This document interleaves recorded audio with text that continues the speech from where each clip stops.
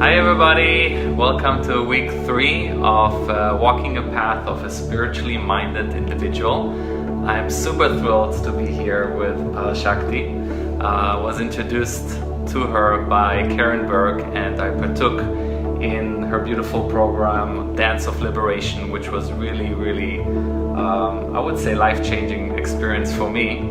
And Parashakti would like to share with us a few words, and before we do that, she would like to introduce us into a little grounding session. Yes, so before I start any sort of offering in the world, I always invite all of us, wherever we are, even if we're across the seas, especially now, to find our own center, to find our own ground. And so I invite us to close our eyes, and we welcome you to join us here in just allowing yourself to connect with your breath. And if your eyes aren't closed, we really invite you just for a moment before we begin to just share in the wisdom of this work, just to find your own anchor. After perhaps a day of work, wherever you are right now, just feeling the soles of your feet grounded into the Adama, into Mother Earth, and connecting with now what would be your intention. Is it to just slow down? Is it to be more connected in general? Something that you could just state to yourself as we create this sacred space of sharing these ancient teachings, because it's these ancient teachings that return us home. So we invite you to return home with us, to enter into this sacred container. And the way that I like to start always is clearing and cleansing and purifying. And so I'm going to offer a prayer and clear this space, and you will feel it. All you have to do is to have that sacred intention in your heart, whatever that personal intention is. What is it that you are releasing? What is it that you're bringing into your life? And with that, I offer the medicine of the sage.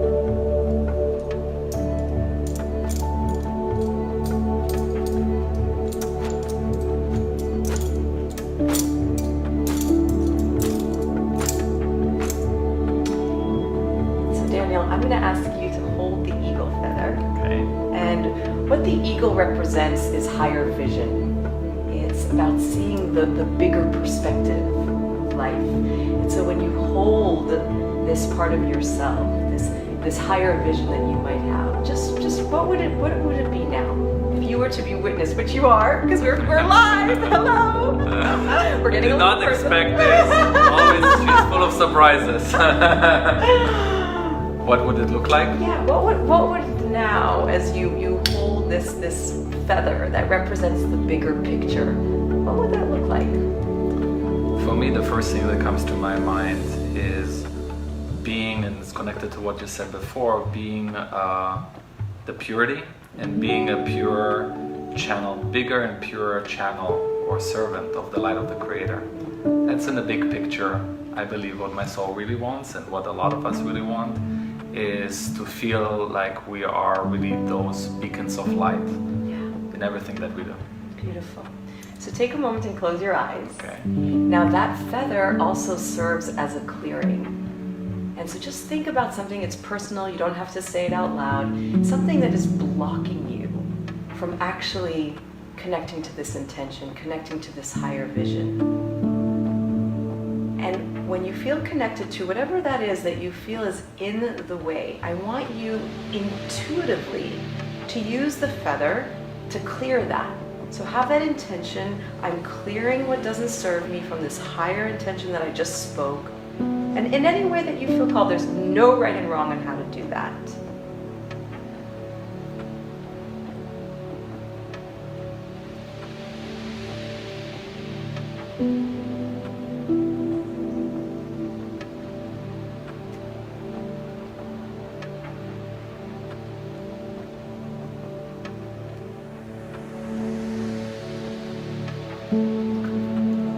definitely helps with the heat. Yes. So, we can do this at home, and we don't need an eagle feather. We can just release what doesn't serve us. And I really believe that we are our own medicine doctors. We can clear ourselves. It's great to have someone to talk to, but it's really about us, as you said, coming into becoming what I call an empty, hollow bone, so that the light can work through us. And we have to clear sometimes. So I just welcome that as a practice to do about clearing. And there's, you could take water and you can clear yourself. So there's no right and wrong on how to do that. Really appropriate for the end of the month of Virgo, but just before we enter Rosh Hashanah. Exactly. It's all about clearing and cleansing and letting go of the old, because the year ends and we're starting a new year. So it's definitely a very good practice also timing-wise to let go of the past, because once the light of Rosh Hashanah enters this Sunday night, we want to be ready as a cleared vessel of all the old stuff and be open to receive that new light that is coming. Beautiful. Thank you. So you want to tell maybe our audience a little bit about yourself, what you do? I mean, maybe also a little bit about that dance of liberation that I was part of, which was really mind-blowing. Yes. So yeah. Wonderful. So I started dancing when I was 7 years old. Well, I started officially dancing when I was 4, but at 7 is when I figured out that I did not want to be a ballerina. I had a very strict Russian ballet teacher in Jerusalem. And I remember just coming home at 7 years old and feeling like I couldn't really truly express myself. And so that's when the journey started. Can you believe it? I was 7 years old, and as my mom says, because I don't remember exactly, I just broke out into my own expressive dance. And over the years, I really was searching for a way to be able to express myself, and it all came through movement. And I dedicated my life to the essence of now what I know to be spirit and dance. And what led me into the work that I am doing today, that I've dedicated my life to, is physical injuries, because I was a professional dancer. And when I was 17 in Israel, I was rehearsing for a dance performance, and I had my first really severe injury. And that's what started, I would say, the wake-up call. And the pain in my body started speaking to me. And so I really just allowed for that pain to be a voice of direction and navigation. And just to jump to the next injury at the age of 22, that's when I really woke up. That's when I really started to listen to a higher call that is my soul call, and that's what led me to study yoga and live in an ashram and dedicate my life to yoga. And in 1999, I received the name Parashakti. My birth name is Sigalit, and when I went to live in the ashram is when I started exploring the idea of going into darkness, so closing the eyes and allowing my body to dictate the movement rather than me trying to follow some sort of choreographed dance. And so the blindfold, which we use today in Dance of Liberation, that exploration of the blindfold started at a very young age, with my eyes closed. And then I was introduced to my Native American elders and apprenticed my Native American elders from the Lakota and the Shoshone traditions, and they kind of took me under their wing, and for about 20 years I was dancing with them. And through the work that I did with them, I developed Dance of Liberation, which, it is a dance, and you can come to a dance liberation, but it's a whole lifestyle program, and it's based on 7 foundations. And through the 7 foundations, you really begin to connect to the deeper calling of your soul. So that's a little bit just about what I do. Just a little bit. That's exactly what it sounds like. It is a very liberating dance. Yes. That's what I experienced in it, and it was my first. And thank you so much for doing this. I didn't know all this background about you and all these years and all this. It's fascinating to me. Really fascinating. Yeah. So I'm curious for you, when you put on the blindfold and you went into that deeper, darker quest, the vision quest, I call it. How was it for you? So to clarify, what we're actually doing, right, what she guided us through, is you're being blindfolded and you actually with a group of people and you don't see others don't see you, you need to express yourself. Beforehand, she took us on a path of asking a question. What was it? Yes, so always we start, so again, there's 7 foundations, and the very first foundation was creating sacred space, what we did in our little opening of our interview, and then the second foundation is getting the dancer clear about what are they dancing for. Yeah. What is the intention that they're ready to embark upon to allow their body to give them the wisdom rather than up here. So we dance out of here into the heart and then allow for the body just to express itself with the blindfold. It's a beautiful experience because so you asked me what I got from it, and I shared it with the circle afterwards. So many things, but one of the strongest things that I received from it was really like it became clearer and clearer to me what kind of blockages there are there as far as thinking or being concerned what others think of me or how I'm being perceived, even though we know that nobody sees, but there's always that voice in the back of the head, like not wanting to go all the way or being shy to express oneself or looking weird or looking awkward. And it took a little bit of time until I found myself being comfortable with just dancing and expressing, and it is exactly what the title is. It's a dance of liberation. It's very liberating. Right.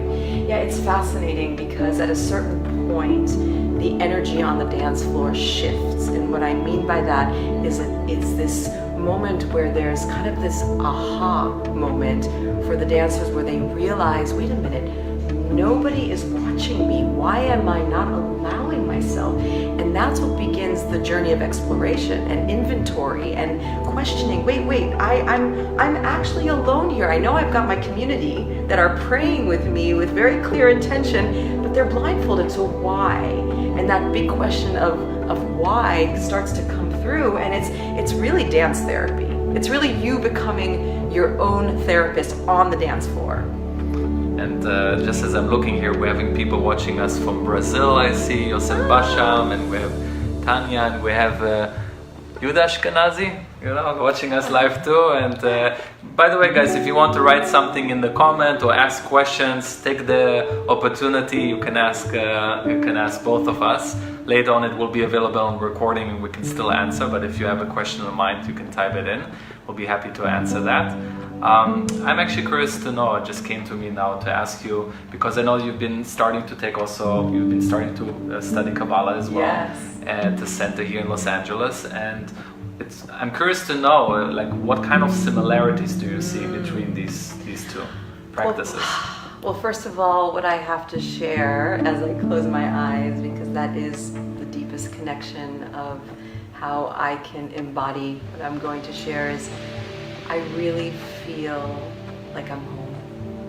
I feel that all the years that I was the rebellious teenager against the religion of Judaism, I come from a very Orthodox family from my father's side, which is a whole other chapter of my life I won't get into, but I feel that what the center is giving me is a sense of, first and foremost, family, roots. And I think that is the core of being able to connect to the divine, is knowing that you have community, you have family. So I wanted to just say thank you to that. And the other thing that I feel is that, it's such a universal language that is being offered here. It's such a depth of truth that is honestly universal, and it doesn't have to do with religion. It has to do with, again, the core of one's being and one's light, and it's keys to how to truly live your life to the fullest.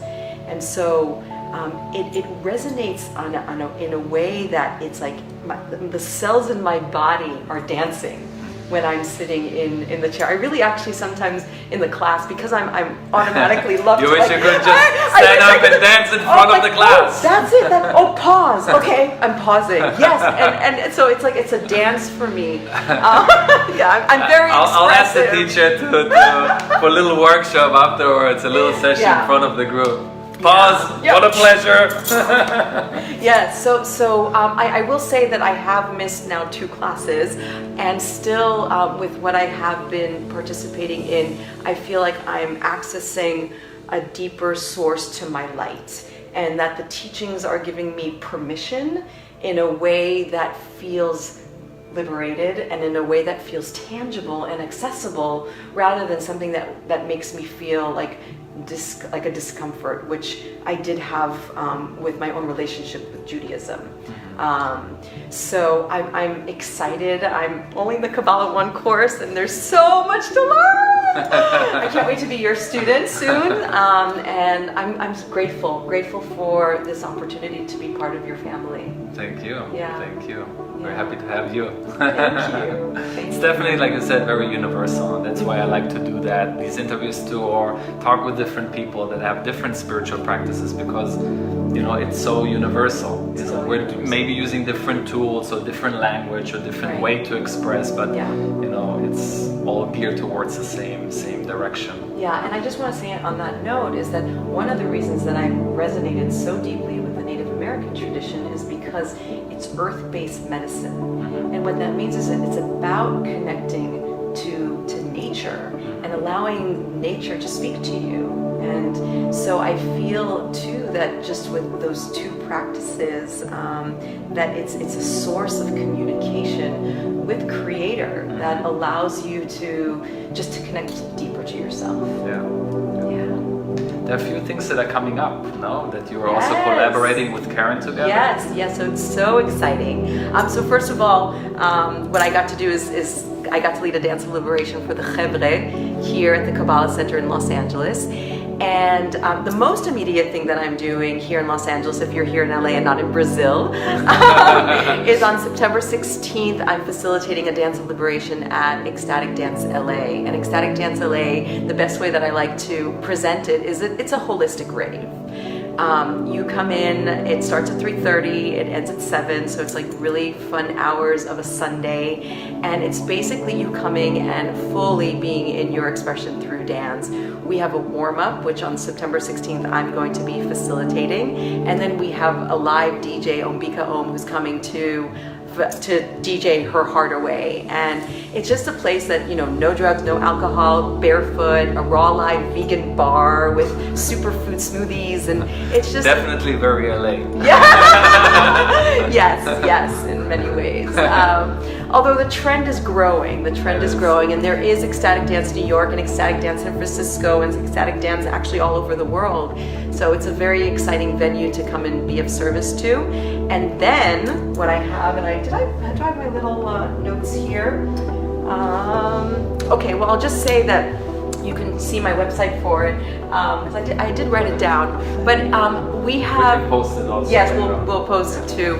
But Karen Berg and I are facilitating 5-day retreats together, and they're basically going to be the embodiment of prayer, Kabbalah, dance of liberation, going deep into your soul contract and getting a chance to rewrite it and dance it and meditate as a community. And we're doing that at Kripalu in Massachusetts. We're doing it at Omega Institute.